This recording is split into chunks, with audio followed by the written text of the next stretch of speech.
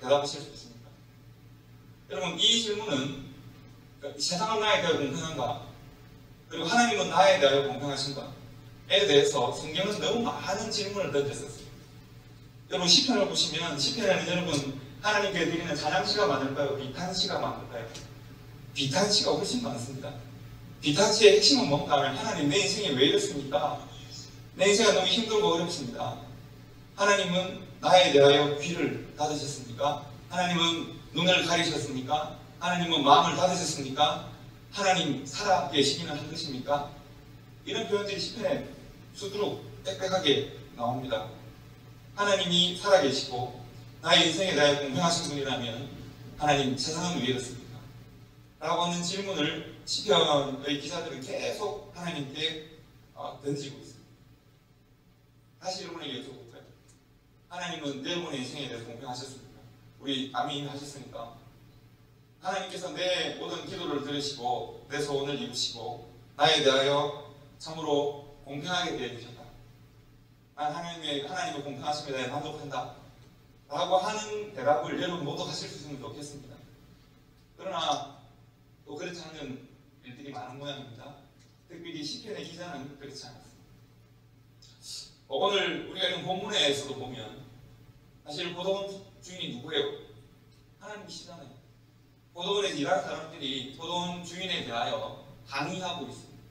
그들은 포도원 주인을 처음 만났을 때는 아마도 일거리가 필요하고 일당이 필요하고 품삯이 필요했기 때문에 아마도 감사했을 텐데, 그들이 맨 마지막 하루 일을 마치고 회개를 할 때는, 품삯을 받을 때는 분노하고 있습니다. 원망하고 있습니다. 따지고 있습니다. 왜요? 그들의 불만의 핵심은 뭐로 요약할 수 있습니까? 불공평하다는 거예요. 왜 불공평하죠?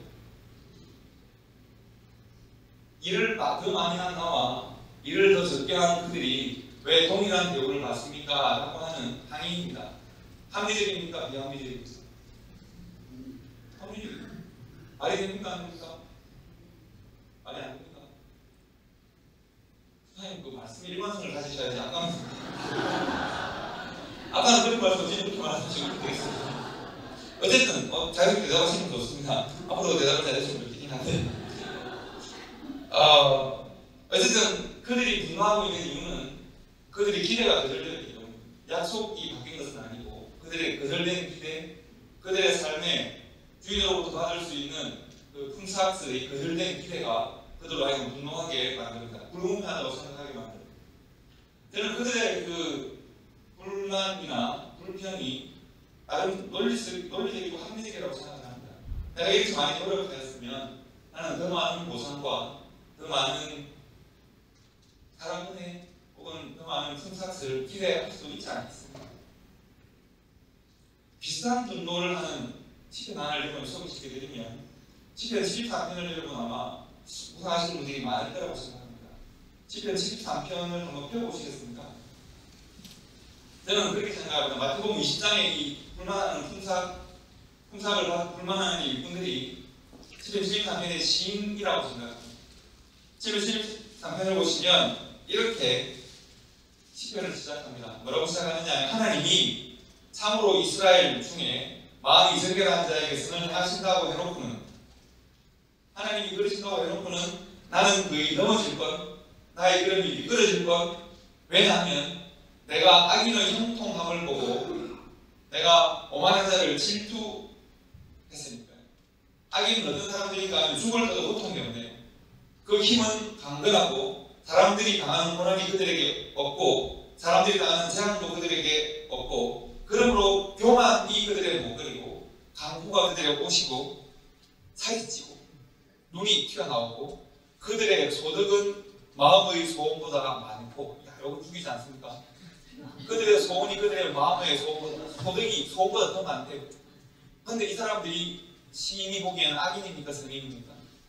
악인인데 하나님의 다스리는 세상에서 악인이 왜 이렇게 잘 되죠? 능욕하며 악하게 말하며 높은 데서 거만하게 말하며 그들의 입은 하늘에 두고 혀는 땅에 두루 다니는다. 그러므로 그 백성이 이리로 돌아와서 잔에 가득한 물을 다 마시고 말을 하기를 하나님을 조롱하고, 하나님이 어찌 알랴? 지존자에게 지식이 있을까? 볼지어다 이들은 악인들인데 항상 평안하고 재물은 더욱 불어나도다. 그리고 시인이 결정적인 한탄을 합니다. 낙심했습니다. 뭐라고 낙심합니까? 내가 내 마음을 깨끗하게 하고 내 손을 씻어서 나는 하나님 앞에 죄없다, 정결하게 살 것이다, 이렇게 노력한 것이 다 실로 헛되도다. 나는 종일 재난을 당하고 아침마다 징벌을 받았다. 내가 만일 스스로 이르기를 내가 그들처럼 말하라 했으면 나는 주의 아들들의 세대에 다 약한 행하되 쓰리이다. 내가 어쩌면 이를 알까 해 생각한즉 그것이 내게 심한 고통이 되었더니 라고 했습니다. 그러니까 시편 73편의 시인은 지금 고민하고 또 고민합니다. 왜요? 세상이 너무 불합리하고 불공평합니다. 하나님의 공평하심은 선한 자에게 은혜의 비를 단비를 내려주시고 악한 자에게 징계가, 믿음으로 살아가고자 하는 자에게 은혜를 부어주시고 믿음 없는 자에게는 벌이 내려져야 하는데, 그런데 그렇지 않은 것 같습니다. 악인이 소보다 훨씬 넘쳐나는 재물을 모읍니다. 항상 평안하고 잘 살고 있습니다. 나는 아무리 내가 정결하게 깨끗하게 믿음으로 살려고 노력해봐도 내가 너무 낙심되어서 이제 내가 이렇게 살려고 하는 것이 다 헛된 일인 것 같다 라고 생각할 정도입니다. 여러분 혹시 이런 생각 해보신 적이 조금 있습니까? 한 번도 없습니까? 혹시 세상은 불공평하고 악하게 살아가는 사람들이 더 잘 될 수도 있을까? 라고 생각해 보신 적은 없습니다. 포도원 품꾼들의 비유, 포도원 품꾼 비유에서 나오는 그들의 불만, 시편 73편의 시인의 불만, 서로 같은 맥락입니다. 불평하고 불만합니다. 왜요? 불공평하다고 생각합니다. 포도원을 이렇게 경영하시면 안 되죠. 더 많이 일했는데 더 많이 주셔야죠. 더 작게 이제 온 사람에게 나와 똑같은 대우를 하시면 이건 잘못된 거죠. 내가 살아가는 세상에 하나님이 다스린다고 하고 하나님이 살아계시고 하나님이 상 주시는 분이시고 벌 주시는 분이시라면 왜 선하게 살아가는 내가 벌을 받고 악하게 살아가는 그가 상을 받습니까? 하나님 이러시면 안 되죠. 혹 여러분 이런 고민을 해보신 적이 없습니다. 왜 어떤 사람은 성경에 보면 나면서부터 고난의 짐을 지고 태어날까요? 그래서 제자들이 예수님께 묻습니다. 저 사람은 나면서부터 도경되었다고 했습니다. 도대체 얼마나 많은 죄를 안고 태어난 것입니까? 왜 나면서부터 저 사람은 조상의 죄 때문입니까? 그의 죄 때문입니까? 아니면 저주를 받았습니까? 라고 하는 질문을 스스럼없이 합니다. 그러면 그 질문에 대상이 되어지는 바로 그 사람은 인생이 얼마나 절망스러울까요? 예수님의 제자들이 지금 그런 이야기를 하고 있습니다. 여러분 어떻게 생각하십니까? 성경에 보면 이렇게 불평을 하는 또 한 사람을 소개합니다. 뭐 여러 사람이 그런 사람이 있지만 인생이 정말 불공평하고 불공정했던 한 사람이 있습니다. 이 사람은 하나님을 오랫동안 이해할 수가 없습니다. 태어나 보니 하나님의 언약의 백성으로 태어나서 내가 하나님과의 관계 속에 내가 살아가긴 하지만 믿음으로 신실하게 살려고 하지만 늘 나의 믿음은 나의 현실 앞에 패배했습니다. 현실이 나의 믿음을 늘 이겨먹습니다. 나는 늘 고난을 당합니다. 태어나 보니 아버지에게는 4명의 아내가 있습니다. 10명의 형님들이 있습니다. 내 어머니를 제외한 3명의 어머니와 10명의 형님들은 나에게 온갖 질시와 온갖 시기와 온갖 미운 마음들을 다 퍼붓습니다. 어릴 때부터 그 미움을 받고 자랐습니다. 동생이 나 태어나서 좋았다고 생각했는데 동생을 낳고 어머니가 바로 죽습니다. 어릴 때 무슨 말만 하면 형님들이 나를 때리고 구박합니다. 그리고 아버지 심부름으로 형들에게 먹을 것을 주러 갔다가 형들에게 죽을 만큼 맞습니다. 처참하게 두들겨 맞고 여기에 놔두면 뻔히 죽을 것을 알지만 형님들은 잔혹하게 그를 구덩이에 밀어넣고는 가버렸습니다. 여러분 그 형님들에게 얼마나 이 어린 티네이저밖에 안 되는 이 소년이 부르짖었을까요? 형님들 나를 살려달라고 무엇을 잘못했는지 모르지만 나의 존재가 잘못되었습니다. 나의 존재를 물려드릴 테니 내가 그렇게 미우십니까? 내가 앞으로 살려드릴 테니 나를 살려달라고 아마도 부르짖고도 부르짖을 겁니다. 형님들이 그를 외면하고 떠났다가 돌아와서는 어떻게 했습니까? 팔아버립니다. 이득을 취합니다. 더 악한 것이죠. 팔아서 이득을 취합니다. 그리고 죽은 것으로 생각합니다. 형님들은 정말 요셉을 죽은 것으로 생각했던 것 같습니다. 그 사람이 요셉이죠. 요셉이 애국으로 팔려가서는 노예로 살다가 죄수로 삽니다. 노예로 살 때도 최선을 다해 살았지만 누명을 썼고, 죄수로 살 때도 언제 이 감옥을 벗어날 수 있을까 기약이 없습니다. 여러분, 요셉이 바보가 아닌 이상 묻지 않았을까요? 하나님, 세상은 왜 이럴까요? 내가 만난 세상은 왜 이럴까요? 라고 하는 질문을 했을 겁니다. 나는 태어나보니 이런 집에 태어나서, 태어나보니 내가 만난 세상은 이런 세상인데 나는 질투의 대상이 되고 미움의 대상이 되고 나는 늘 누명을 쓰고 나는 이렇게 감옥에 갇혀 있습니다. 세월이 지났습니다. 그 질문이 해결되었을까요? 의문이 해결되었을까요? 아마도 해결이 되지 않았을 겁니다. 해결될 수가 없는 질문입니다. 그런데 하나님께서 그의 꿈을 해석할 수 있는 능력을 주시고 지혜를 주시고, 그가 총리 대신이 되고, 그가 총리 대신이 되면 모든 게 해결되었을까요? 그는 한 번도 총리 대신이 되고자 하는 기도를 드린 적이 없잖아요.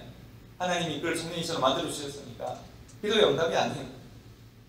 그런데 총리 대신이 되어서 정말 흉년이 들고 흉년이 들어서 한 해가 고 두 해가 갔는데, 세 번째가 될 그때 수많은 사람들이 와서 복식을 얻어가고 이제 애국의 백성이 되고 혹은 자기 나라로 돌아오고 하는 과정이 반복되는데, 어떤 사람들이 왔어요. 저 밑에 어떤 사람들이 감히 고개를 들어 자기를 쳐다보지 못하는, 내가 굉장히 익숙한 방언으로 말하는 사람, 자기들끼리 말하면 애국 사람들이 못 알아들 줄 알고 자기들끼리 막 말을 하고 있는 누군가가 와서 엎드려 있습니다. 누굽니까? 요셉의 형님들이. 형님들이 엎드려서 복식을 좀 주고 우리를 구해달라고 간청하고 있습니다. 성경에 보면 요셉이 그 이후에 어떤 반응을 보이는지 여러분 혹시 기억나십니까?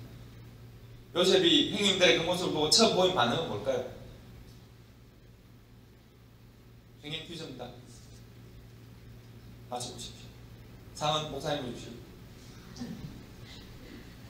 처음 보인 반응은 뭘까요? 예? 모른 척 한다. 한 조금 맞춘 걸로. 뭘까요? 모른 척 했습니다. 그런데 어떤 것을 보여줬을까요? 요셉은 웁니다. 자기 집무실로 들어가서 웁니다. 45장에 보면 형님들이 다시 돌아가서 베냐민을 데리고 오거든요. 베냐민을 보고 성경에 보면 45장 한 장에서만 요셉이 울고 또 웁니다. 처음 형님들이 베냐민을 데리고 왔을 때 베냐민을 보고 또 울되 자기 집무실로 돌아가서 우는데 바로의 온 궁정이 떠나가도록 웁니다. 모든 바로의 궁정에 있는 사람들이 다 저 요셉이 갑자기 요셉이라고 할 정도로 웁니다. 형님들에게 자기를 소개하고 웁니다. 베냐민을 끌어안고 웁니다.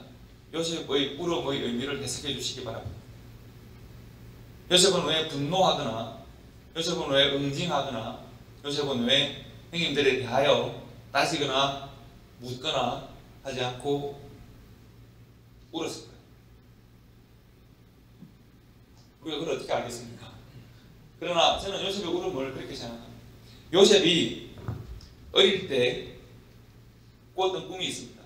요셉이 아주 어릴 때 그 꿈의 의미를 알지 못할 때 꾸었던 꿈이 있습니다. 어떤 꿈을 꿨을까요?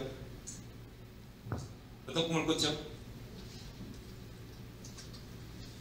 원래 보수성 사람들은 원래 목소리가 작습니다. 어떤 꿈을 꿨을까요?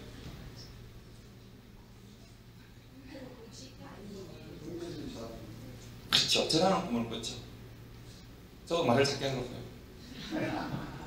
절하는 꿈을 꿨잖아요.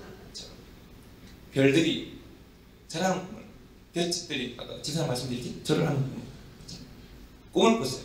절하는 꿈을 꿨어요. 요셉이 아마도 자기가 총리신이 되었지만 여전히 자기는 궁금했을 거예요. 하나님, 인생이란 어떤 것입니까? 하나님의 뜻은 무엇입니까? 내가 이렇게 원래 기도했던 것도 아닌데 총리신이 되는 높은 지위에 올라가면 내 모든 소원이 해결된 건 아니잖아요. 여전히 나는 버림받은 아들이에요. 형님들은 여전히 나를 핍박했었고 나는 해결되지 않은 상태로 남아있는 거예요. 하나님, 내 인생을 어떻게 해석되어야 합니까? 고민했을 거란 말이죠. 여전히 잘 모르겠단 말이죠. 하나님, 인생은 내게 왜 이렇게 나를 대우할까요? 그런데 어느 날 내가 원하지 않았는데 어떤 사람들이 와서 절을 하고 있어요. 엎드려 있어요. 보니까 누군가 하면 내 형님들이, 그런데 어머나, 이 장면은 내가 이전에 본 적이 있어요. 언제 본 적이 있을까요? 지금 내가 총리대신이 되어서, 내가 바로의 총리대신이 되어서 이렇게 주변의 모든 국가들에서부터 부족들이 다 와서 곡식을 나눠받는 이 지금 시점에서, 모두 고개를 조아리고 머리를 숙이고 나에게 절을 하는 이 시점에서 이 사람들이 이전에 절을 하는 것을 내가 본 적이 있어요. 언제 말입니까? 내가 어릴 때 하나님께서 내게 꿈으로 주셨어요. 그것도 거듭 주셨어요. 내가 그 꿈을 말했다가 형님들한테 많이 맞았어요. 성경에 보면 야곱만 그것을 마음에 담아두었다고. 그러나 형님들은 그 꿈의 이야기를 듣고 요셉을 구박하고 때리고 미워했다고 그러거든요. 그런데 지금 그 일이 어떻게 됐습니까? 이 현장에서 일어나고 있습니다. 어떻게 해요? 형님들이 요셉에게 머리를 조아리고 음식을 구하고 있습니다. 식량을 구하고 있습니다. 자비를 구하고 있습니다. 요셉이 비로소 깨달아 아는 것이죠. 단순히 형님들을 봐서 반가워서 우는 것도 아니고, 비로소 자신의 인생이 하나님 앞에서 어떻게 해석되고 있는지를 아는 것이죠. 하나님께서 이 일을 오래전부터 계획하고 계십니다. 하나님께서는 내 인생을, 내가 감옥에 있을 때도, 내가 짐승의 밥이 될 뻔했던 때도, 내가 보디바라 아내에게 누명을 뒤집어쓰고 후승을 당할 때도, 나는 하나님이 그때 나를 외면하시고 나를 버리시고 나에게 온갖 세상의 모든 어려움들을 다 주시면서도 나를 보살펴주지 않으시는 불공평한 하나님이라고 생각했었는데, 하나님은 나에게 그때 꿈을 주시고 그 꿈을 신실하게 지금 이루어주시는 하나님은 단 한순간도 나를 포기하거나 버리지 않으셨었구나. 하나님은 그때 나에게 주신 그 꿈을 지금 기억하고 계시고 그 꿈을 이렇게 이루시는 하나님은 참 놀라운 하나님이시구나 하는 것을 요셉이 깨닫는 것입니다. 그리고 요셉이 그 형님들에게 말을 합니다. 여러분, 형님들이 요셉을 보면 얼마나 무서울까요? 여러분, 혹시 어떤 사람에게 잘못하고 난 다음에 그 사람 앞에 앉아보신 적 있으세요? 잘못하고 난 다음에 앉아있기가 힘들고 어렵잖아요. 그런데 요셉에 대해 형님들은 어떻게 했습니까? 요셉을 때리고 죽이려고 했고 팔아버렸던 형님들이에요. 그 형님들이 요셉을 지금 종리 대신으로 만나고 있습니다. 창세기 50장에 보면 그런 표현이 있습니다. 이제 야곱이 죽습니다. 형님들이 요셉이 너무 겁이 납니다. 그래서 형님들이 요셉 앞에 다시 나오죠. 우리를 제발 한 번만 살려주시오. 우리를 당신의 종으로 삼아도 좋으니 우리를 살려주시오. 라고 형님들이 요셉에게 비겁하게 빌거든요. 그때 요셉이 45장에도 동일한 말이, 그리고 50장에도 동일한 말이 나옵니다. 형님들, 내가 하나님의 일을 대신하겠습니까? 다른 말로 하면 하나님께서 형님들이 벌을 받아야 한다면 하나님이 하실 일이요, 형님들이 하나님이 용서하시는 그것도 하나님의 일이기 때문에 내가 하나님의 일을 대신하지는 않겠습니다. 첫 번째 메시지가 그겁니다. 두 번째는 형님들은 나에게 악을 행하였으나, 창세기 50장 19절부터 21절에 보면 그렇습니다. 형님들은 나에게 악을 행하였으나, 형님들은 나에 대하여 불공평하나, 세상은 나에 대하여 불공평하나 하나님은 그것을 선으로 바꾸셔서 오늘날 나를 바로와 형님들과 우리 민족과 애굽의 구주로, 구원의 주로 삼아주셨어요. 나로 하여금 이 구원의 사역을 하게 하셨습니다. 형님들, 두려워하지 마십시오. 떨지 마십시오. 내가 형님들을 돌보겠습니다. 이렇게 말을 합니다. 멋있지 않습니까? 다시 요셉의 고백은 이겁니다. 세상은 나에게 불공평합니다. 내가 만난 세상, 형님들이 나의 세상이었는데 불공평했습니다. 내가 오랜 세월 동안 불공평한 세상의 악함과 다스러움에 찔리고 맞아서 참 오랫동안 고통스러워했었습니다.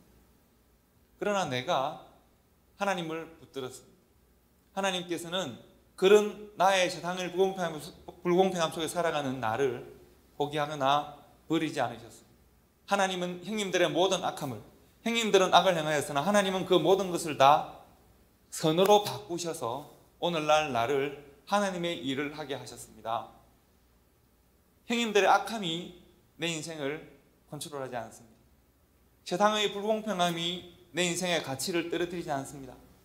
세상이 아무리 불공평하고 아무리 악하고 아무리 내가 만난 세상이 어렵고 힘들어도 나는 하나님의 사람입니다.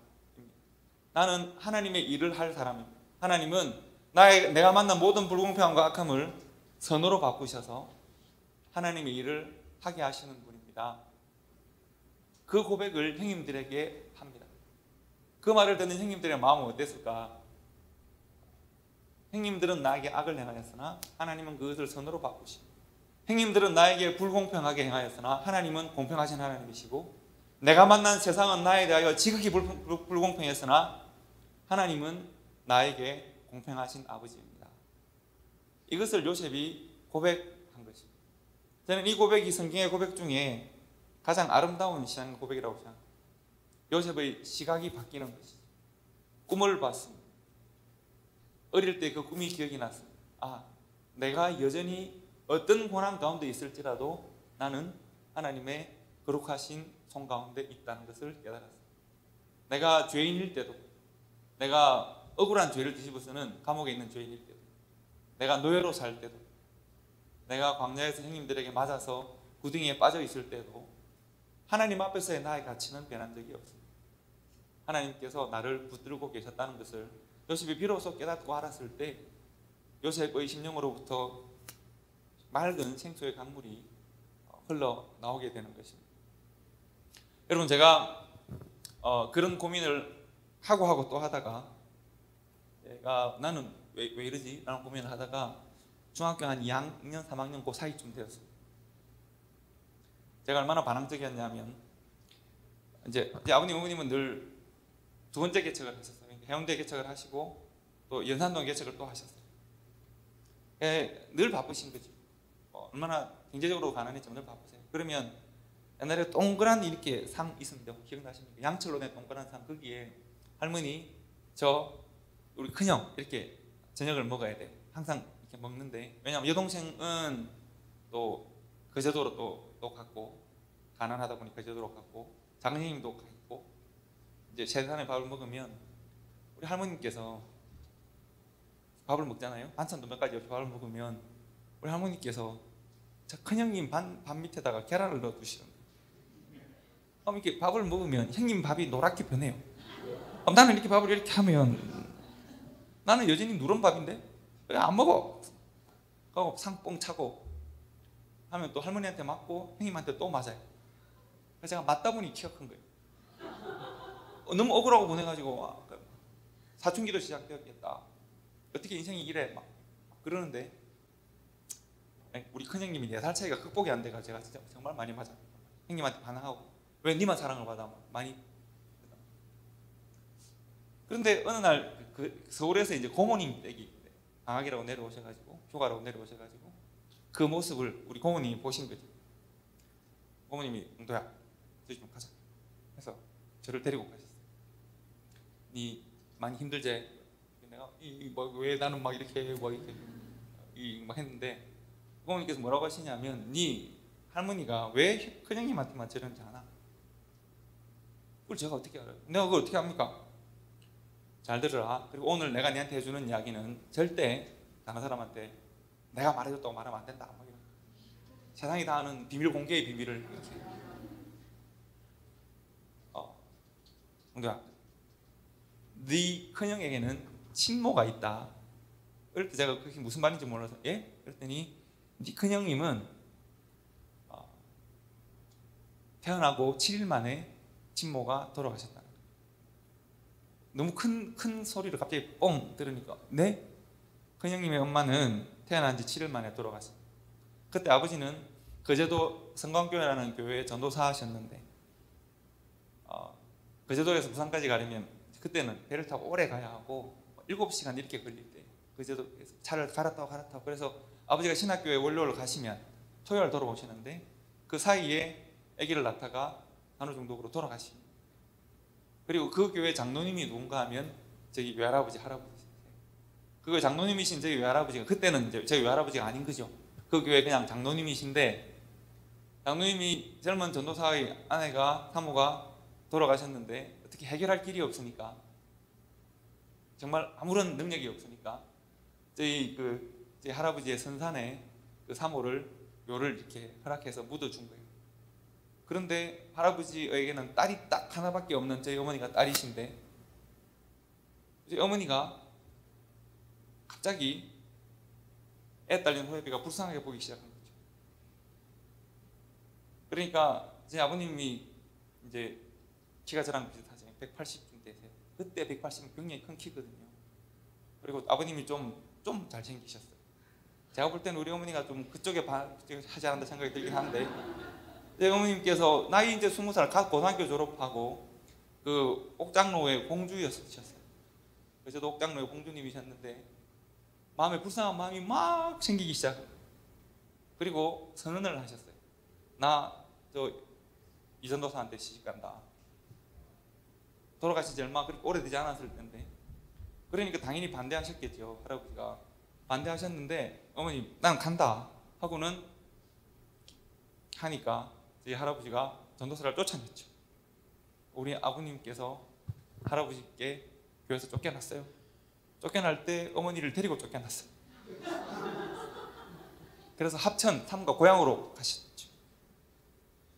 그래서 우리 이제 외할아버지는 옥장누님은 뭐 어쨌든 하늘이 무너진 거죠. 딸을 잃은 거잖아요. 사실 그게 가능한 일이 아니거든요. 저희 그 친가 쪽은, 제 아버지 쪽은 찢어지게 가난한 사람들. 저희 어머니 쪽은 거제도에서 그때 일제시대 때 유일한 술도가를 가지고 있었던 거제도 전체 그런 집이에요. 그리고 할아버지가 20세 때 예수를 믿어서 28에 법도 없이 장로가 된 분이시거든요. 28부터 장로를 하셨어요. 뭐 돈이 많아서 아마 그런 것 같아요. 이 집은 잘 살고 윤택한 집이고, 여기는 찌질이 가난한 집인데 이 집에 있는 공주님이 여기에 시집을, 그것도 애도 하나 있는데 시집을 갔잖아요. 그런데 우리 태어나자마자 이 과정은 그러한데, 태어나자마자 이제 엄마가 죽었으니까 우리 할머니께서 우리 큰형을 젖동량으로 키우신 거예요. 설탕물, 미연 먹여가면서 젖동량으로 키워서 할머니가 어릴 때부터 이 아이를 붙들고 그 마음을 아이에게 다 빼앗겨버린. 그래서 너 큰형은 할머니가 젖동량으로 설탕물로 미연으로 키웠단다. 그럼 응지형님은, 작은 형은 왜 거제도 가 있어? 어머니가 작은 형을 결혼한 지 1년 만에 낳고 난 다음 할아버지께 아들을 바쳤단다. 그러니까 여러분 이해가 되시지 않나요? 이제 결혼을 반대했는데 억지로 하고 난 다음 아들 하나 낳고는 다시 돌아가서 이제 그야말로 외할아버지께 작은 형을 바친 거나 마찬가지. 그래서 작은 형은 태어나자마자 외할아버지 손에 자랐어요. 근데 어머니는 이제 그렇게 해서 어머니의 아버지니까 아버지 화해하긴 했지만, 아들을 그야말로 바치고 화해하긴 했지만 그 아들이 늘 그립잖아. 또 목회는 해야 되니까 목회는 하러 가야 돼. 그래서 어머니는 늘 마음에 아들을 향한 연민과 사랑이 있고, 할머니는 큰 아들에 대한 연민과 사랑이 있고, 저는 난 아무도 나를 연민스러워하지 않고 사랑스러워하지 않는. 그리고 이제 작은 형이 중학교 때 이제 공부해야 된다고 거제도는 그러니까 부산으로 오고, 여동생은 또 거제도로 내려가고 그랬거든요. 그러니까 우리 할아버지 할머니 댁에 집안은 큰데 자녀가 없어서 우리 손녀를 보낸 거죠. 나는 한 번도 그럼 나는 그 생각을 하고 있었는데, 그때 고모님이 아주 중요한 말씀하셨어요. 엉덩이 생각을 해봐라. 너 형제 사형제 중에서 엄마 아버지 밑에 온전하게 다 크고 엄마 아버지 사랑을 다 받은 녀석은 니밖에 없다. 너 큰형 봐봐봐. 할머니가 그렇게 사랑해준다고 하지만 근데 실은 아마 이랬잖아. 작은 형 아무리 할아버지 집에 잘 산다고 해도 엄마 아버지 밑에 살아야지. 너 언니 여동생 지금 또 엄마 아버지 밑에 있다가 할머니한테 갔잖아. 니만 보니까 엄마 아버지 밑에 온전하게 자라네. 네가 제일 행복한 거야 라고 이야기를 하셨어요. 가만히 들어보니까 말이 좀 되는 것 같기도 하고, 제가 설득을 살짝 당한 것 같기도 하고, 그리고 난 다음에 할머니를 가만 보니까 이해가 되기 시작했어요. 아, 할머니가 큰형님을 저렇게 아끼일 수도 있겠네. 불쌍하게 여길 수도 있겠네. 그리고 어머니를 가만히 보니까 어머니 마음이 너무 아플 것 같아요. 어린 제 마음에도 어머니가 작은 형을 거제도에 어릴 때부터 떼어놓고 젖먹이 때부터 떼어놓고 그리워할 수도 있겠네. 어머니가 늘 그리워하다가 거제도에 가시면 너무 행복해 하셨거든요. 그걸 이해할 수 있겠네. 아버지가 그렇게 딸을 사랑하는데 딸을 거제도에 또 다시 보내고 이해할 수 있겠다라는 생각이 어린 마음에 들기 시작했어요. 그래서 그렇게 생각하고 가만히 보니까 맞아. 어머니 아버지 밑에 온전하게 자란 아들은 나밖에 없나? 그러고 난 다음 가만히 생각해보니까 내 인생이 괜찮은 것 같은데? 나 그냥 괜찮네 이 생각을 하게 됩니다. 그리고 할머니에 대해서 그 고모님이 이야기해준 그 시점으로부터 할머님이 돌아가시니까 제가 대학원 다닐 때 돌아가셨는데 한 2, 3년, 3, 4년 동안에 단 한 번도 할머니에게 반항하지 않았어요. 할머니에게 제가 잘했어요. 제가 대학 다닐 때 화배에서 돈을 벌 때는 할머니께서 용돈 드리고 제가 젤리 사드리고 막 그랬어요. 할머니의 그 마음이 이해가 되니까 관점이 바뀌니까 제 인생이 괜찮은 인생이라는 생각을 하게 됐던 것 같아요. 요셉은 꿈을 통해서 하나님께서 자신의 인생에 이루시는 놀라운 일들을 보게 된 거죠. 나는 버림받은 줄 알았는데, 나는 하나님께서 나를 외면하신 줄 알았는데 하나님께서 나를 단 한 번도 버리신 적이 없고 어릴 때 보여주셨던 그 꿈을 지금 이렇게 이루고 계시는구나. 바로 그럴 때 형님들의 모든 악함을 선으로 바꾸시는 하나님을 요셉이 고백하게 된 것이, 그리고 나는 하나님의 축복의 통로요 은혜의 통로로 나는 살아가겠습니다라고 고백하는 것이나 마찬가지거든요. 그러면 시편 73편의 시인은 어떻게 됐을까요? 시편 73편의 시인은 보면 이렇습니다. 시인이 고민하다가 어느 순간에 가만히 자기를 발견해 보니까 하나님 앞에 서게 되는 때가 있어요. 17절에 보시면 하나님의 성소에 들어갔습니다. 그리고 하나님의 관점으로 자신의 인생을 한번 돌아보게 되었는데 깨달은 것이 있습니다. 나의 시간, 지금 내 눈앞에 펼쳐지는 나의 현실의 시간 말고 하나님의 시간에 대해 생각하게 되었습니다. 내가 그들의 종말을 깨달았나이다. 내가 성소에 들어갈 때 그들의 종말을 내가 깨달았나이다. 주께서 참으로 그들을 미끄러운 곳에 두시며 파멸에 던지시니 그들이 어찌하여 그리 갑자기 황폐하게 되었는가. 놀랄 정도로 그들은 전멸하였나이다. 주여, 사람이 깬 후에는 꿈을 무시함 같이 주께서 깨신 후에는 그들의 형상을 멸시하시리이다. 내 마음이 산란하여 내 양심을 찔렸나이다.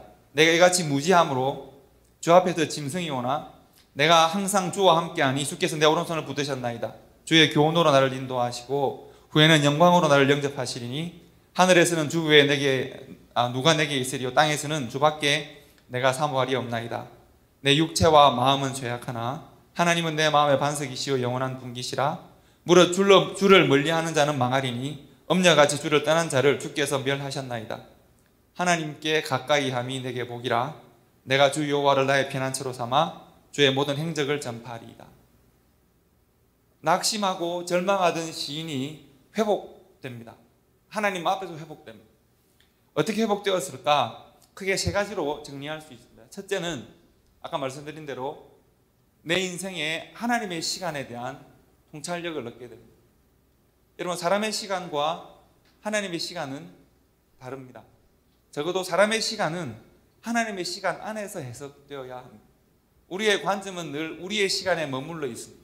내 눈에 현재 보이는 것에 머물러 있습니다. 그런데 하나님의 시간이 우리에게 임할 겁니다. 사람은 지금 땅에 일어나는 이런 일들과 과정에 집착합니다. 그래서 비교합니다. 시인이 비교했었습니다. 악인이 왜 저렇게 잘 되는가? 어떻게 소원보다 더 많은 재물을 얻을 수가 있지? 어떻게 곳간에 저렇게 차곡차곡 곡식이 쌓일 수가 있지? 나는 왜 이렇게 가난한가? 왜 이렇게 힘든가? 지금의 현실을 비교하고 있었습니다. 그러나 그들 모두에게 하나님의 시간이 임할 것입니다.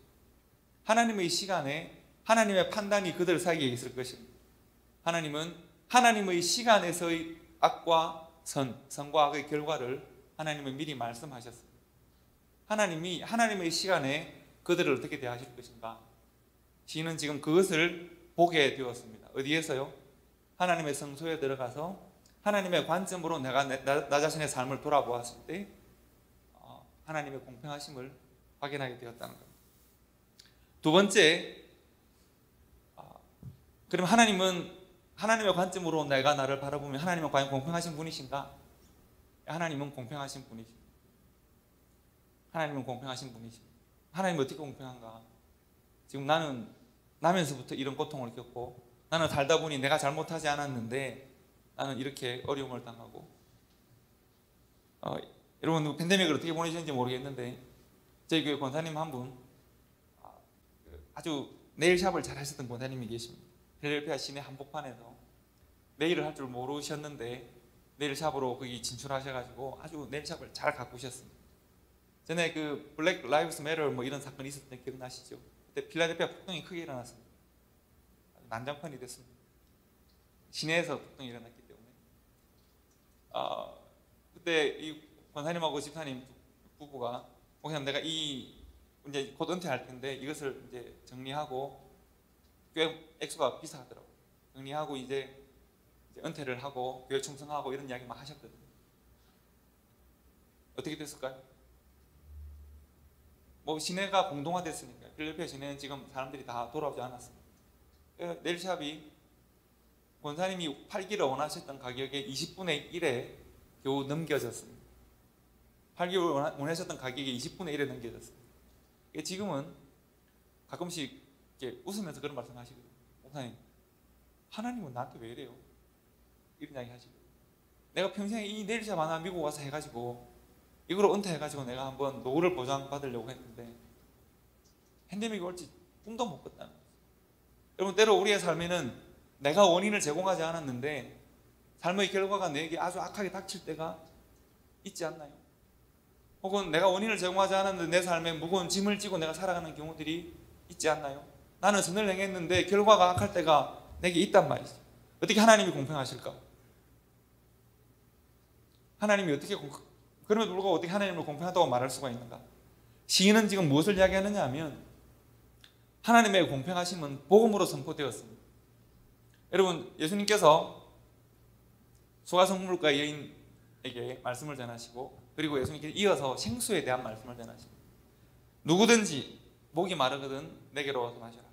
나를 믿는 자는 성경에 이런 것 같이 그 배에서 생수의 강이 흘러넘쳐난다 말씀하십니다. 여기서 말하는 누구든지라고 하는 말은 아주 혁명적인 복음입니다. 누구든지 주의 이름을 부르는 자는 구원을 얻으리로다. 이 누구든지라는 말을 한번 고민해 보시기 바랍니다. 예수님 이전에는 소위 말하는 유대교에서는 누구든지라는 말은 돌을 맞아야 될 말입니다. 누구든지 구원을 얻습니까? 그렇지 않습니다. 율법을 지켜야 구원을 얻습니다. 유대인이 되어야 구원을 얻습니다. 같은 유대인들 중에서도 바리새적인 삶을 살아야 구원을 얻습니다. 그들은 그렇게 가르치기를 원했습니다. 그런데 웬 청년 랍비가 그 사람 나타나더니 누구든지 주의 이름을 부르는 자는 구원을 얻는다. 그 복음을 받아들일 수 없었기 때문에 그를 십자가에 못 박는 겁니다. 누구든지 목마른 자는 내 앞에 와서 생수를 마시라는 거예요. 누구든지. 여기 말하는 누구든지에는 무엇이 포함됩니까? 그의 삶의 모습이 어떠하든지, 그가 지금 가난하든지, 그가 지금 부하든지, 그의 삶의 모습이 세리나 거지나 장녀나 몸에 육신의 어려움이 있거나 정신의 어려움이 있거나 누구든지 하나님의 은혜를 받는 일에 문제가 없다는 것입니다. 누구든지 주의 이름을 부르기만 하면 여기에 참된 공평함이 있습니다. 하나님께서 그 누구에게도 차별 두지 않으십니다. 복음 앞에 차별이 없습니다. 누구든지라는 말이 혁명적인 이유가 그렇습니다. 이전에 유대인들은 성전으로 나아갈 때 수많은 장벽들을 만들었습니다. 여러분, 예루살렘 성전에는 이방인의 뜰이 있습니다. 이방인은 여기까지만 갈 수 있습니다. 근데 담을 넘어가면 어떻게 되죠? 죽습니다. 그 문을 들어가면 여인의 뜰이 있습니다. 유대인들은 다 들어갈 수 있는데 여인들은 그 담을 넘어서지 못합니다. 넘어서면 남자의 뜰이 있습니다. 거기를 넘어서면 제사장의 뜰이 있습니다. 그리고 지성소가 있는데 대제사장만 1년에 한 번 짐승의 피를 힘입고 들어갈 수 있습니다. 수많은 담장으로 하나님께로 나아가는 길이 가려 있었습니다. 그런데 예수님께서는 휘장을 찢으시고 담장을 허무시는 분, 그리고 선언하시죠. 어떻게 해요?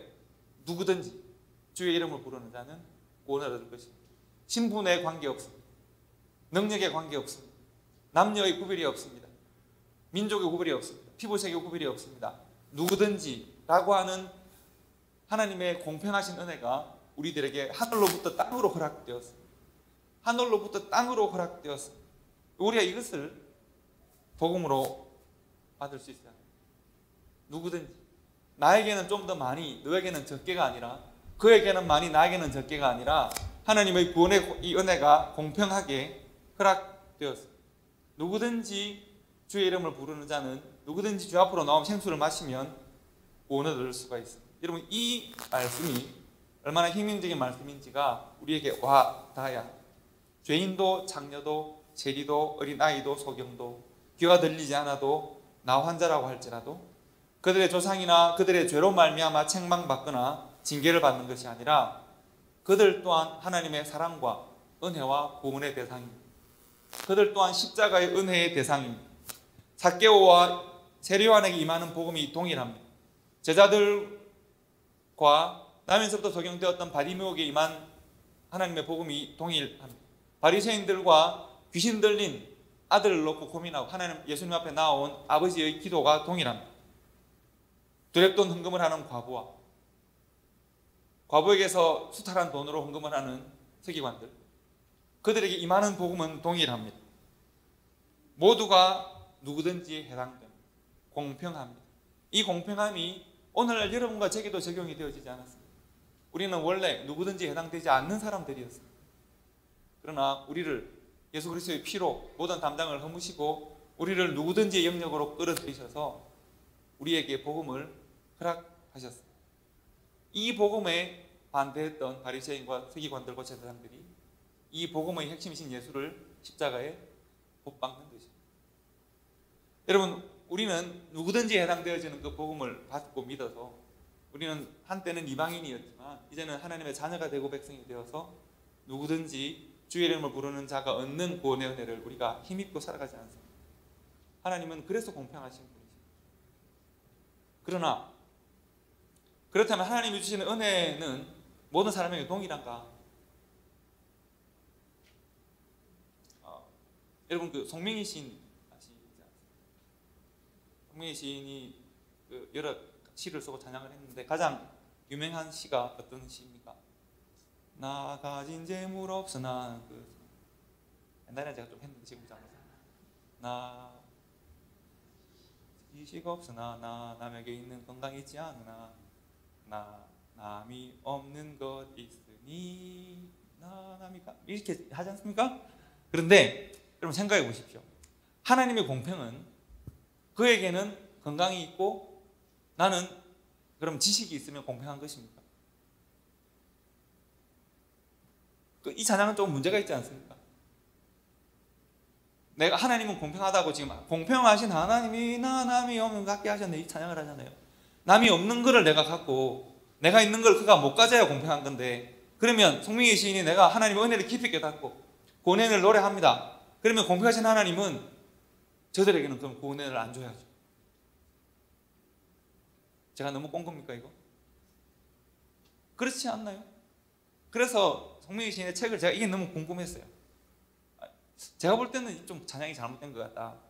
가사가 좋고 노래가 아름답긴 하지만 남이 없는 것을 내가 가졌기 때문에 공평하신 하나님이시다 이러면 이상한데 생각을 해서 제가 책을 읽어보니까 처음에는 본인도 그렇게 생각했어요.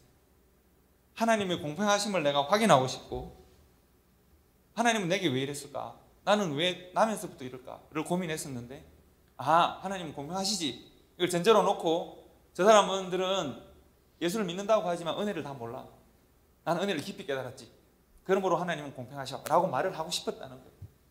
그들에게 있는 것 내게 없고 내게 있는 것 그들에게 없는 이 상태가 공평하지 라고 생각을 했었는데, 그가 생각해 보니 그게 아니더라는 거죠. 하나님의 은혜는 우리들에게 어떻게 임했을까요? 동일하게 임했습니다.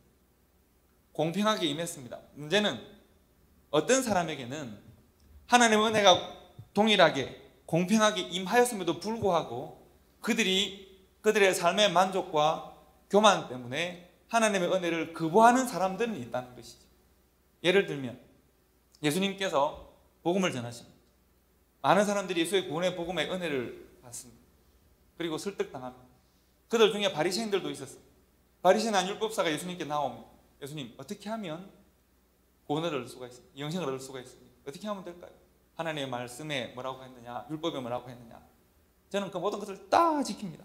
제가 못 지키는 것 하나도 없습니다. 어릴 때부터 저는 율법에 도사였습니다. 예수님께서 뭐라고 그러시죠? 그러나 너희 한 가지 부족한 것이 있는데 너희에 있는 재물들을 가난한 자들에게 다 나눠주고 너를 재물로부터 해방시킬 수 있겠니? 그리고 나를 따르라고 말씀합니다. 그래서 그가 뭐라 그러죠? 성경에 보면 그가 재물이 많음으로 근심하여 돌아갔다고 했습니다. 하나님의 은혜는 그에게 공평하게 임했습니까? 임했습니다. 복음을 받아들이고 있는 장녀나 세리나 병자나 예수님의 제자들이나 그 누구에게 동일하게 임했습니다. 다만 그에게 있는 재물에 대한 욕심과 그의 교만함이 하나님의 은혜를 거부하고 있을 뿐입니다. 하나님의 은혜가, 구원의 은혜가 그에게 임하지 못하도록 막고 있을 뿐입니다. 반대로 두렙돈을 헌금하는 이 여인, 이 과부 여인을 보십시오. 인생이 얼마나 힘들고 어려울까요? 두렙돈 이야기가 기록되어 있는 성경 바로 앞장에 보시면 예수님께서 서기관들을 질타하실 때 너희들은 과부의 돈을 빼앗아서 과부의 돈을 너희 돈으로 삼아서 너희들이 헌금을 한다고 책망하시거든요. 그리고 그 다음 장에 바로 과부가 나와요. 두렙돈 헌금을 한단 말이에요. 얼마나 인생이 힘들고 어려워요. 예수님께서 눈물 흘리면서 헌금을 하고 부족함을 고개 숙인 이 여인에게 그 어떤 사람보다도 놀라운 은혜가 너에게 임하였고 큰 헌금을 하였다고 칭찬하시거든요. 이 여인은 큰 긍휼하심과 은혜를 얻게 되죠. 다른 말로 하면 동일한 구원의 은혜가 임하였지만 그 구원의 은혜를 내가 받아들이는가 받아들이지 못하는가 하는 것은 때로는 내 삶에 더 깊은 고통이 찾아왔을 때, 내 삶에 더 깊은 아픔이 있을 때, 내 삶에 하나님이 아니면 해결할 수 없는 큰 고통이 있을 때 난 하나님의 사랑과 은혜를 더욱 깊이 맛볼 수 있는 가능성들이 열린다는 것입니다. 여러분, 삭개오의 집에 구원이 임하였습니다. 그가 복음에 대한 관심이 있습니다. 그는 복음에 대하여 마음을 여는 사람입니다. 그가 복음이 자기에게 임했을 때 내가 재물로부터 해방되겠습니다. 내가 투식한 것이 있으면 4배로 갚겠습니다. 재물의 반을 내어놓겠습니다. 라고 주의 은혜를 받아들입니다. 여러분, 어쩌면 삭개오는 재물의 반을 내어놓아도 부자일 겁니다. 그러지 않나요? 여러분, 제가 빌 게이츠 저하고 아무 상관없지만 빌 게이츠는 재물을 반을 내어놔도 저하고 비교할 수 없어요. 빌 게이츠가 잘못한 것을 4배로 갚아봐요. 여전히 저와 비교할 수 없잖아요. 세리는 그럴 수 있거든요. 그러나 그가 복음 앞에 그렇게 반응하면서 자신의 은혜의 깊이를 드러내는 거예요. 그러나 삭개오가 그렇게 복음 앞에 반응을 할 때 같은 구원의 복음을 들었는데 누구든지 해당되어지는 복음을 들었는데 바리새인들, 서기관들, 제사장들은 왜 죄인과 함께 식탁을 나누냐고 예수님을 오히려 책망한단 말이죠. 복음을 거절한단 말이죠. 구원의 은혜를 거절한단 말이죠. 그래서 첫 번째, 하나님의 시간 가운데 하나님의 공평함을 이해할 수 있어야 하고, 두 번째, 하나님의 공평함은 이미 누구든지의 복음으로 선포되어졌고, 세 번째, 하나님이 주시는 은혜의 정도는 누구든지의 부르심을 받았지만 모든 사람이 그 은혜의 부르심에 응답하지는 않습니다. 그러므로 내가 하나님께 받은 사랑과 은혜의 정도는 우리가 어떻게 결정할 수 있을까요? 내 삶에 비록 내가 불공평하다고 느낄 수 있는 여러 환경이 있다고 하더라도, 혹은 내가 내 삶에 만족하는 어느 분들처럼 하나님께서 내게 다 응답하셨기 때문에 너무 공평합니다라고 생각하시더라도, 내가 받은 은혜의 정도는 내가 하나님 앞에 나의 연약함을 내려놓고 나의 고통들을 내려놓고 하나님의 은혜를 사모하는 삶을 살아갈 때 은혜의 깊이를 더할 수 있다라고 하는 것이 시편 73편의 고백입니다. 그래서 시편 73편의 시인은 이렇게 말합니다. 마지막에 보면 하나님께 가까이함이 내게 복이라 라고 하는, 내가 평생 하나님을 찬양하겠다는 고백으로 이 비탄시를 마무리하거든요. 여러분, 우리의 인생에는 어려운 일들이 많이 있습니다. 불공평하다고 느낄 수 있는 조건들은 천지백갈입니다. 그러나 우리가 하나님 앞에서 하나님의 공평하신 은혜를 내가 누리는 사람으로 살아가기 위해서 우리가 하나님의 은혜 앞에 내 마음과 삶을 여는 신앙의 고백들이 필요하겠습니다. 그래서 시인은 하나님 앞에서, 성전 앞에서 하나님의 관점으로 내 삶을 바꿔보려고 합니다. 중학교 2학년 3학년 이영도라는 한 소년은 새로운 관점으로 세상을 바라봤더니 삶이 괜찮아졌다고 하더군요. 그리고 요셉도 그렇습니다. 하나님께 두시는 그 관점으로 자신의 인생을 되돌아볼 수 있는 시선을 얻었습니다. 비로소 그가 하나님의 사람으로 자신의 인생을 고백하게 되는 것입니다. 제가 마지막으로 한 사람 소개하고 말씀을 마치려고 하는데요. 김재식이라는, 제가 여러분 잘 모르실, 제가 친구처럼 지내는 분이 한 분 있어요. 이분은 이제 한국에 계신 분이시고 인터넷에 글 쓰시는 분이에요. 이분의 아내 되시는, 이분은 공무원 생활하시고 두 분이 같이 하시고 사내 결혼도 하시고 아주 행복하게 잘 사시는 분이셨습니다. 그런데 한 6, 7년 전에 아내에게 병이 찾아왔습니다. 몸의 모든 근육이 무력해지는 병입니다. 그리고 바로 병석에 누웠습니다. 지금 15년 이상 직장도 그만두고 재산도 다 처분하고 지금 병원에서만 살고 있습니다. 그리고 먹고 입고 씻고 심지어 배설하는 것까지 남편의 도움이 없으면 하지 못합니다. 두 분이 사이가 아주 좋습니다. 말씀을 하실 수 있어요. 원활하신 말씀하실 수 있어요. 여러분, 심지어 이런 일이, 최근에는 그분이 글 쓴 걸 보면 잠시 공적인 일을 볼 일이 있어 잠시 남편이 자리를 비웠는데 아내가 남편 오니까 참지를 못해서 배설을 했습니다. 그래서 온 병동에 6명, 8명이 쓰는 병동에 냄새가 납니다. 여성으로서 얼마나 수치스러워요. 그래서 남편이 돌아왔을 때 이제 남편을 소리치며 원망했다는 거예요. 아내가 원망했습니다. 그리고 둘이서 끌어안고 울었다고 그런 글을 쓰시는 분입니다. 그분이 쓴 글 중에 하나를 여러분들 소개해드리고 오늘 시간을, 하나님의 공평에 대한 시간을 마치려고 하는데, 그분이 이제 병실에서 계속 생활을 10몇 년 동안 하고 있기 때문에 병실에 있는 일들을 자주 글로 쓰는 일들이 많습니다. 밤 11시가 넘은 시간, 부시럭거리는 소리에 이어 우당탕 저벅저벅 누가 이 시간에 잠 안 자고 남들을 괴롭히나, 앞쪽 환자가 간병인의 부축을 받아 휠체어를 타고 화장실을 가는 것 같다. 어쩔 수 없지, 생리현상인데. 그런데 끝이 아니다. 잠들만 하면 새벽 1시, 3시, 5시 좀 있으면 혈당 체크, 인슐린 주사, 밥 먹다가 시끌벅적 웅성웅성 소리가 들린다. 병실로 들어서면서 잔뜩 화가 난 목소리로 누군가 말한다. 밖에 나가지마. 샤워실 복도에 변이 줄줄 흘러있어. 누군가 급해졌는데 발걸음이 느려서 변기에 도착하기도 전에 새고 말았나 보다. 뇌경색으로 입원한 옆방 아저씨 벌써 몇 번째이다. 이러고도 살아야 하나? 돌보는 일이 없으면 단 한 달도 못 살지 모르는데 무엇을 할 수 있고 세상에 무엇을 돌려줄 수 있을까? 누가 이런 이런 질문에 답해 줄 수 있을까?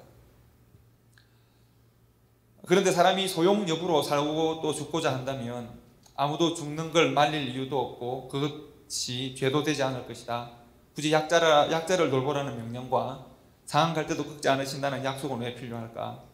무언가 그래서는 안 되는 이유가 있을 것이다. 병원에 있는 사람들만 약자고 소용이 없이 남을 괴롭히기만 하는 사람들일까? 정말 그럴까? 그럼 병원 생활하지 않는 모든 사람들은 다 행복한가? 직장에서, 학교에서 혹은 가정에서조차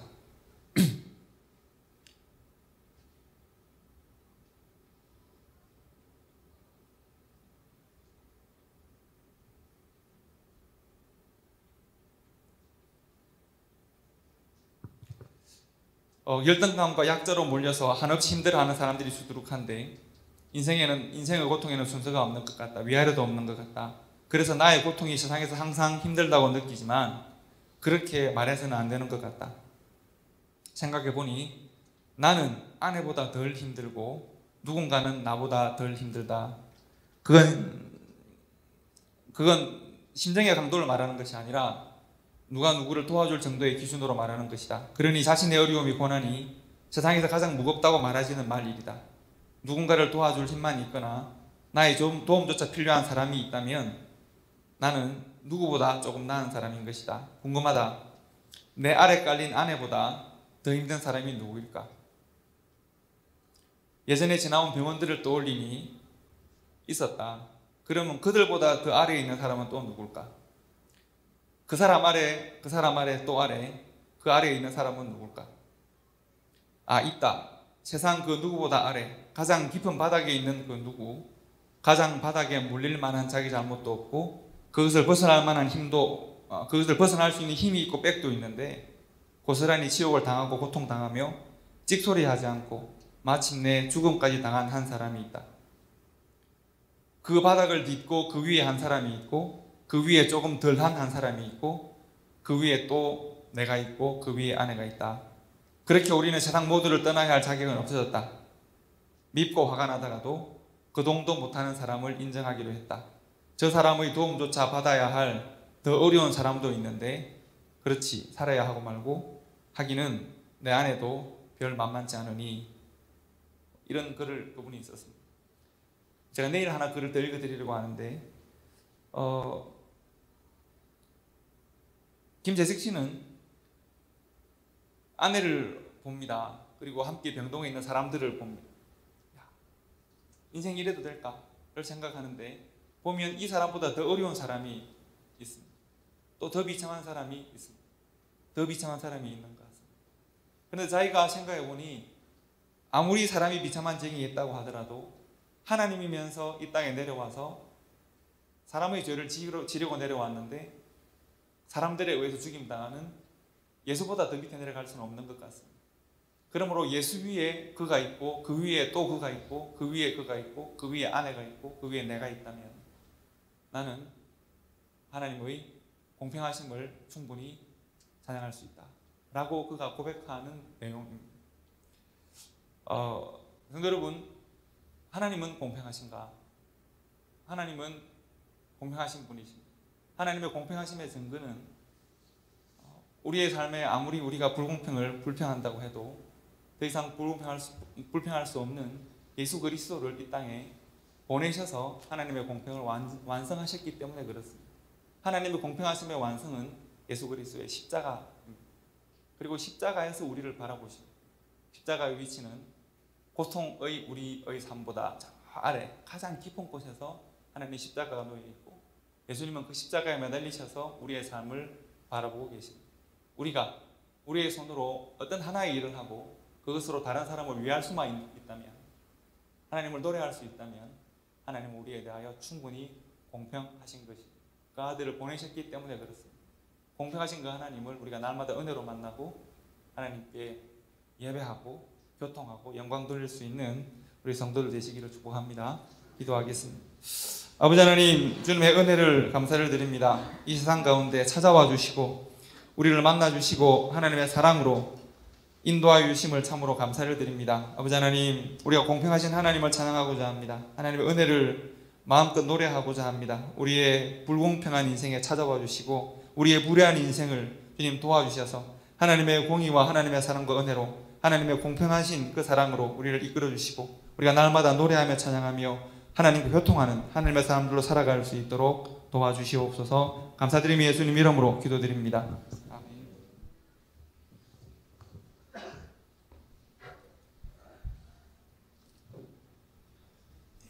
이 시간 잠깐 저희들 함께 기도하도록 하겠습니다. 주신 말씀 기억하시면서 그동안 내가 처한 상황과 현실에만 주목했던 부족한 저희들, 하나님의 성소에 들어갔을 때 현실을 넘어선 하나님의 시간을 바라볼 수 있는, 결국은 그 종말을 바라볼 수 있는 통찰력을 주셔서 그 시편의 시인이 참 누구든지에게 임하는 그러한 은혜를 기억하고 공평하신 하나님, 그래서 사람의 복은 소유에 있는 것이 아니라 하나님을 가까이 하는 데 있다, 하나님과 관계를 바라볼 수 있는 그러한 통찰력을 얻은 것처럼 이 시간 저희들 함께 기도할 수 있기 바랍니다. 내 삶의 현실 가운데에는 참으로 불공평해 보이는 일들이 너무 많습니다. 특별히 사랑부 부모님들, 다른 가정의 자녀들을 보면 왜 우리 가정에는 이렇게 불공평한 그러한 자녀가 있을까요? 하나님, 당신은 과연 공평한 분인가요? 나보다 더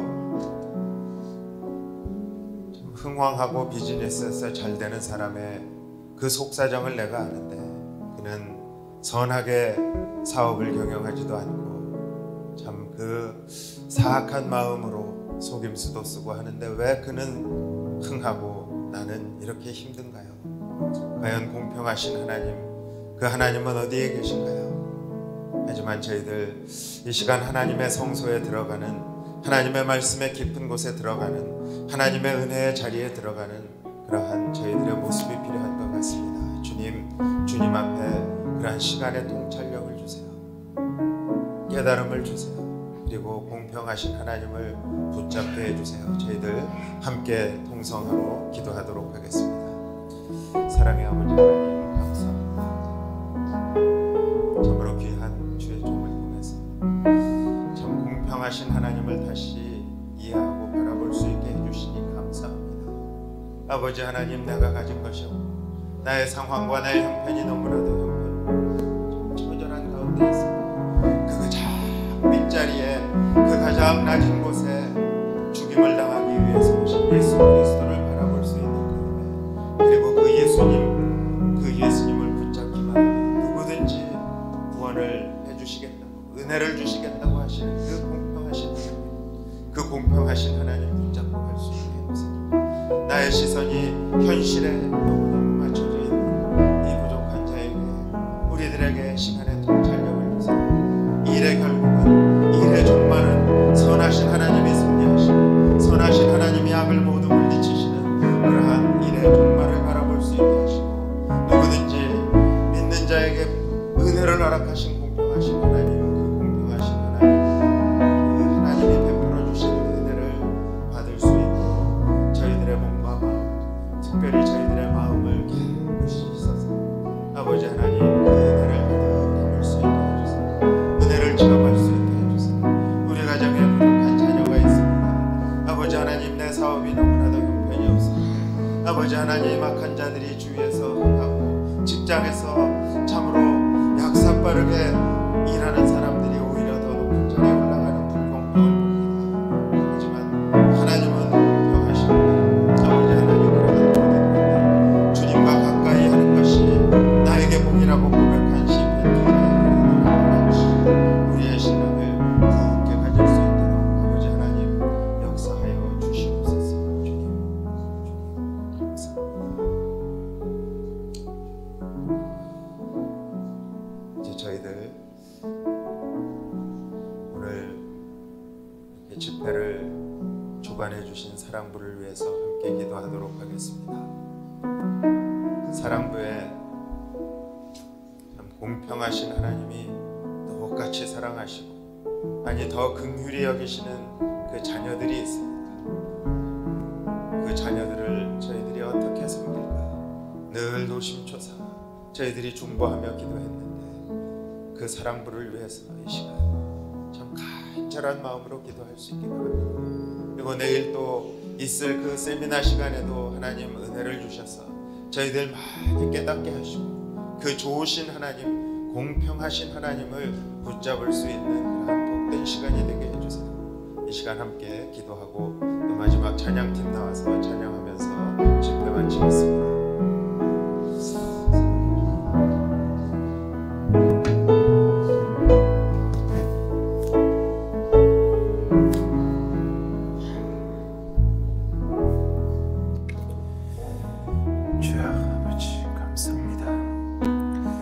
아버지 하나님, 저희 교회에 귀한 사역을 허락하여 주시고, 반 목사님 또 이현아 사모님 귀한 주의 섬기는 일꾼들을 허락하시고, 주의 종들이 섬기며 저희 어린 자녀들이 있습니다. 참으로 세상이 바라보는 그 시선으로는 지적으로 부족하고 참 발달 장애가 있는 그러한 장애 아들이지만, 하나님의 눈으로 바라보실 때에는 똑같은 공평하신 하나님 눈에 하나님의 자녀요, 하나님의 사랑을 듬뿍 부어주실 그러한 자녀들을 허락하여 주신 줄 믿습니다.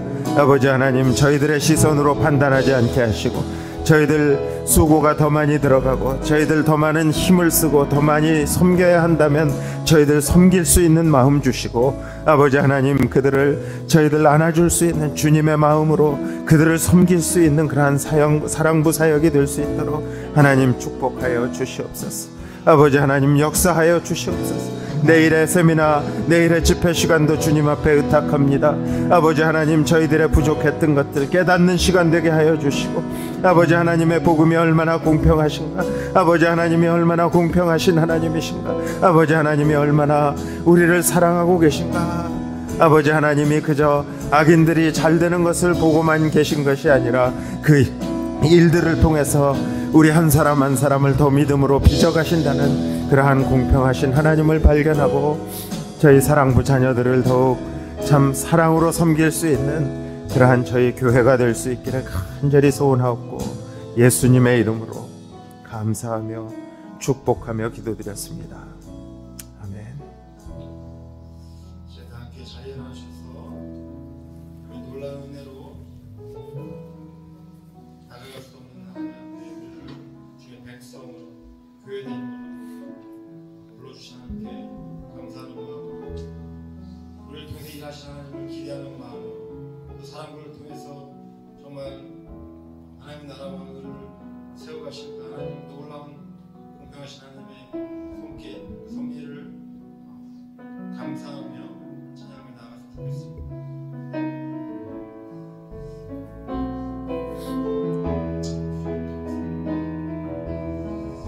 우리를 주의 백성으로 부르신 하나님께 우리는 주의 백성이오니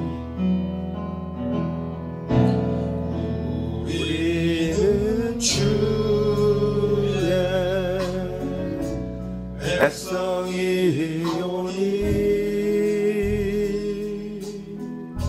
주의 그 큰 이름 선포합니다.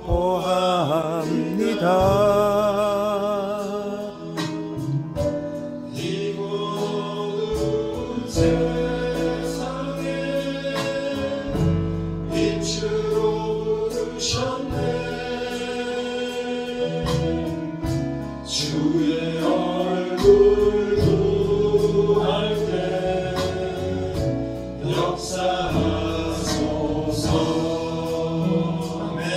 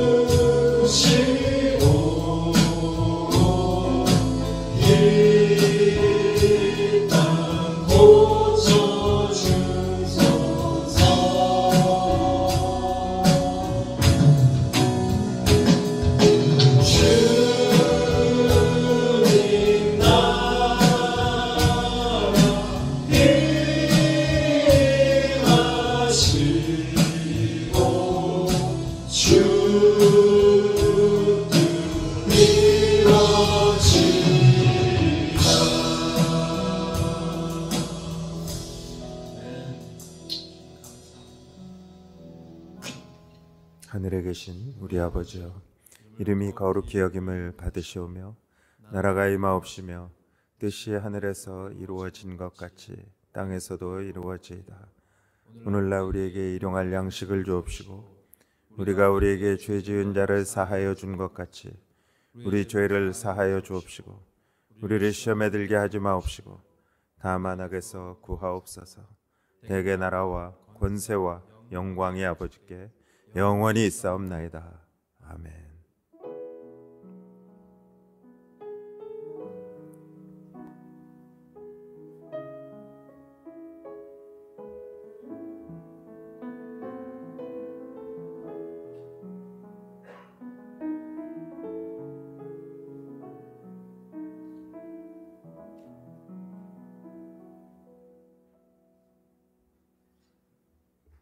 네, 감사합니다. 자리에 앉아 주시고요.